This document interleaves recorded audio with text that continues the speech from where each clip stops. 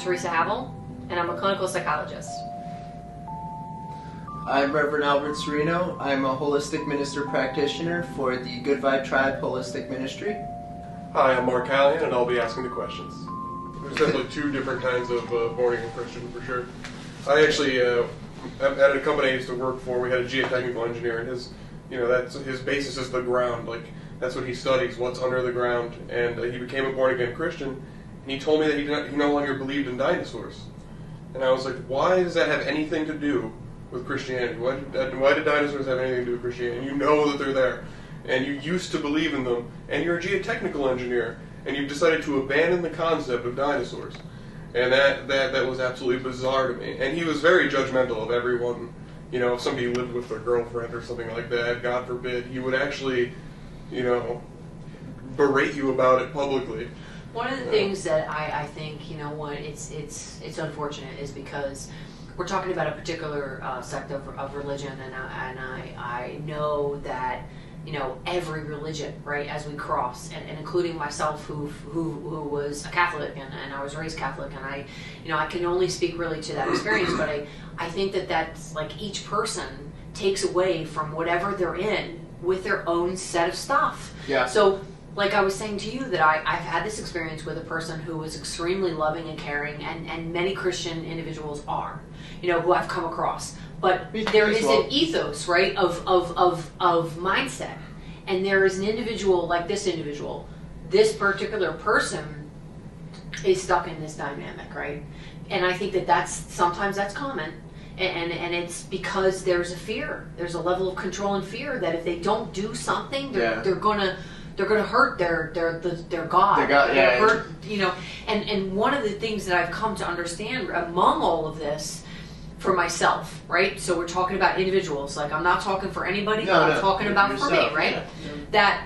That Anita Morjani and her near-death experience, and my own experiences with sort of nirvana and leaving, my own, body, and having a sense of consciousness, and that I experienced, that God is love, unconditional love, that Jesus walked the earth as unconditional love, and that I realize that there are sacred texts that give us a guidepost, and they are the word of what God wants for us.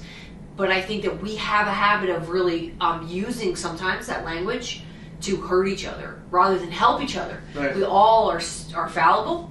We all are humans. We all make mistakes. So in terms of our learning, we're always learning. We're always growing. Right. And if we can accept that part, that there is no necessarily mistake, that all of our things that we think are mistakes are actually lessons, and not judge each other, because we are all where we are. Like, this particular man 2 years from now or 3 years from now might not be the same anymore.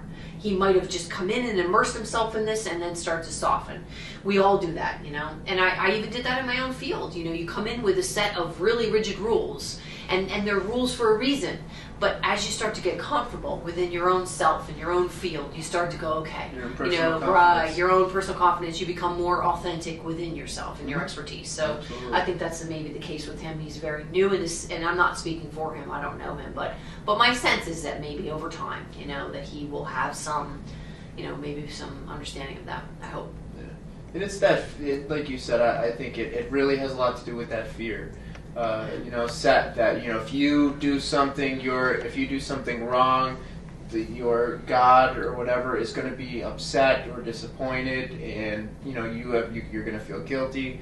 My answer to that is, if it's anything real, I think it can stand up to some scrutiny, and that my own experience would say that it can. That it doesn't matter what you say. It's the reality of it is, it can handle whatever you throw at it. It doesn't matter how much skepticism. You could be as skeptic as you want. You could, do whatever, and it's going to hang solid.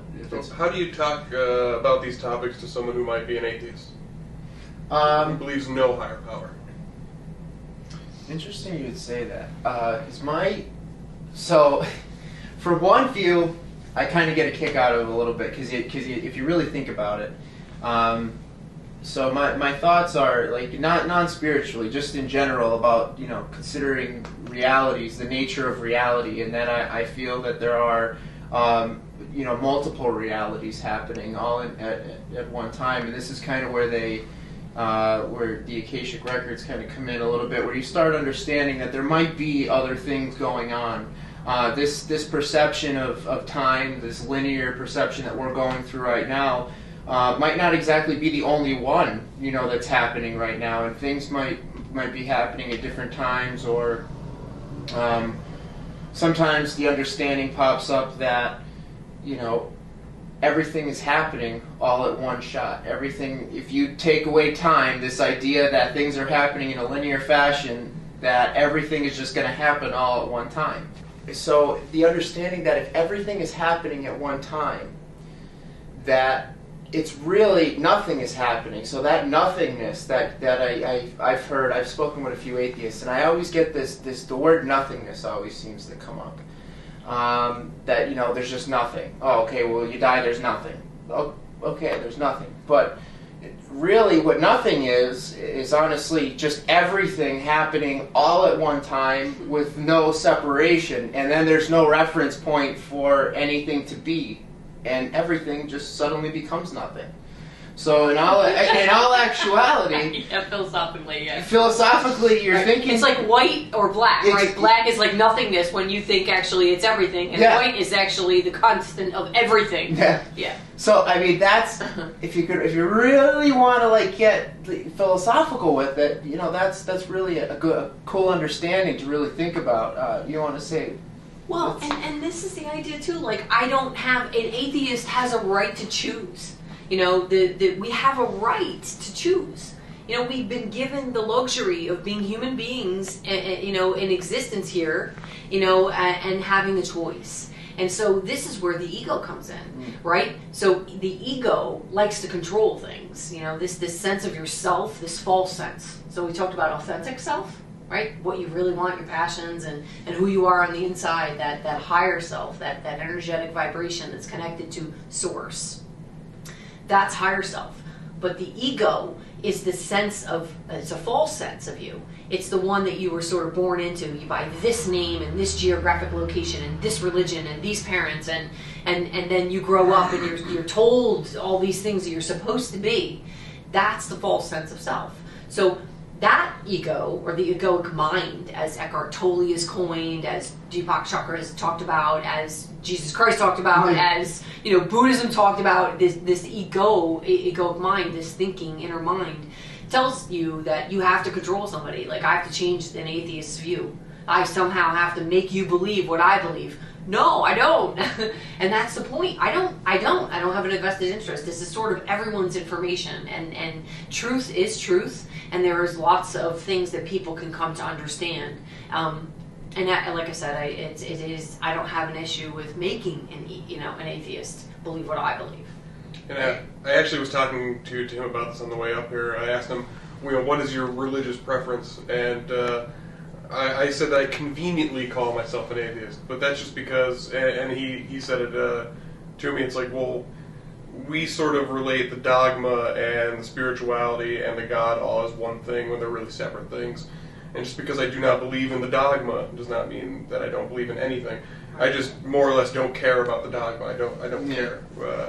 I don't want to hear about the dogma. And I think, I've experienced some of these spiritual things that you guys are talking about, and being authentic to oneself and all that kind of stuff. And I did that without having any sort of dogma in place in my life. I just felt it, And is there a difference between God and the dogma? What is that difference? See, I would say that the dogma is created by man. Yeah. But God is God. So this is something that we talked about. Why can we not use the term God? And if I use the word God, then why does that all of a sudden create some kind of barrier between me and someone else? And so for me, it was an interesting question. What is God? Why does God in itself mean to religion, spirituality, the atheist? What does that mean? And so I really think that that's a great question, because most people sort of struggle. And this also has to do with this whole thing about not offending someone, not pushing the waves. And that's not being fearless. I think that there's a sense of when you're authentic that leaves you with courage. and being fearless, because you're not worried then what other people think of you. So I can openly say, I believe in God. I believe Christ exists. I believe in Christ consciousness. This is what I believe. I believe that shamanism exists. I believe that Buddhism exists. What does that make me? Well, it just makes me me. See? And I don't have a necessary need for approval of someone. But I think that that's part of it, is we're so afraid of making someone upset or somehow, ruining relationships or this false sense of self, that we're not really our own authentic self. Right. It does come back to that. It very is key, that authenticity. Yeah. We were talking about, in terms of God and using that, and what does that mean, and offending people. And that's what I always say. Somebody asks me if I believe in God, the first question out of my mouth every single time is, what is your definition of God? And that I think is important these days, because, like you're saying with this offending and hurting people, well, I guess in a way it's safe to say it's not really in one's best interest to assume. So we can't just meet someone that we don't know and just assume that, they say they're a follower of God, that we know exactly what they're talking about. Even if they say they're of a certain specific religion, we can't assume that they just follow everything to a T. I do know some Catholics who, although they do follow the Bible and they follow Jesus' teachings, they have their own views on certain issues. And they question those views, and they don't see it as a wrong a thing to question. They try to be good people. They try to help others. They try to do everything that Jesus has taught for an individual to do. They really try. They just don't believe in some of the things that the church is bringing and where the dogma comes in. And I think that's perfectly fine. But that then poses the idea that you can't just say that this person is a Catholic, this is what they believe. The belief system of the church, you know exactly what they believe. It's an individual relationship with the divine, and I think that's where we're starting to go with the idea that, God is now not just this blanket term. God is now an individual entity for each individual, and can be of any definition. My personal view, when I'm asked, if I believe in God, and I would say to them, what's your definition? And then if they wanted to know mine, I would say, you could say that I believe in God, yes, but my view of God would be all things. God is an essence that protrudes in and out of all things. God is the sense of time and movement that we have in this existence, and God is many more things that are beyond that we can't see or sense.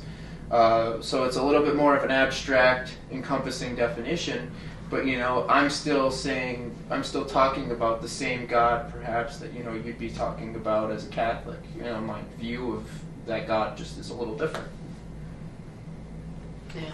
I think that was a great explanation in terms of your thoughts, and I think that individual experience, and this is where we were saying, goes back right to the individual. Yeah. That we are individuals that have a collective responsibility.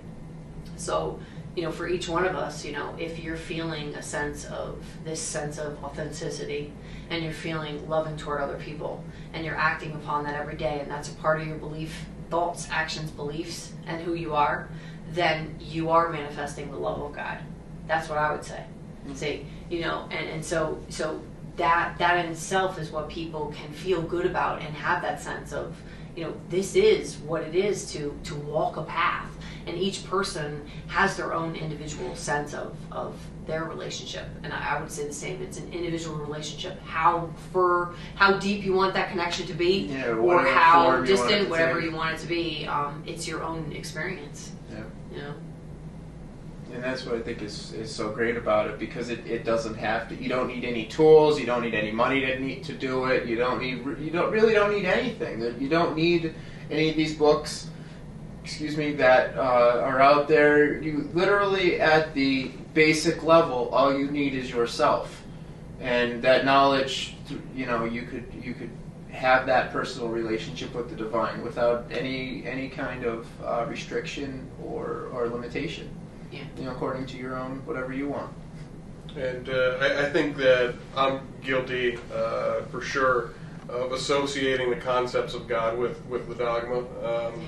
And We all are from time to time. It Sure, happens. we I live mean, in the world, and it's hard not to. We you see see it every day. extremism. Yeah, you see you know. extremism here and there. It makes you. It gets you. Absolutely. It kind of makes you feel a type of way sometimes, and it happens.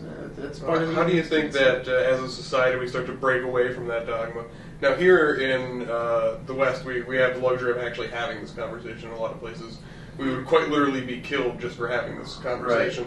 Right. How do we extend that sort of openness to different cultures? Like, how could we go over to the Middle East and say, you know what, everyone's perception of God is their own? How do we break that cycle of the dogma? I personally think that is, once again, an individual effort.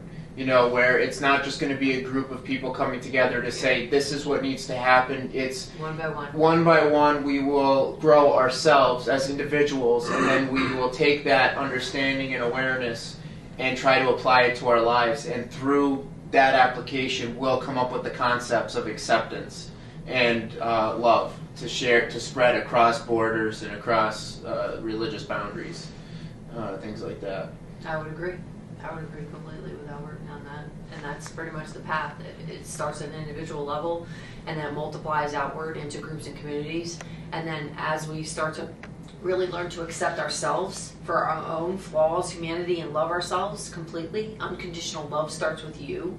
If you can't accept yourself for who you are, for your own mistakes or your own flaws or things that you know, if you can't really do that and love yourself no matter what, you cannot do that with others. So that is that inward journey first, you know, and forgiving yourself. So much of the work that I've done over time with either, you know, adolescent females or women in general or even men, you know, is part of this inner dialogue that we just talked about, and having them be kind to themselves, be loving to yourself, because you will treat others how you treat yourself.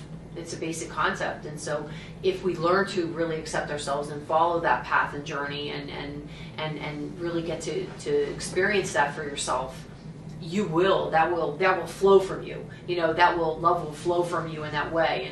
And it sounds almost kind of, you know, this 70s-ish dialogue. I'm laughing as I'm saying this out loud because it's something that I think I probably would have heard and maybe blown off at some point in my life until I experienced it.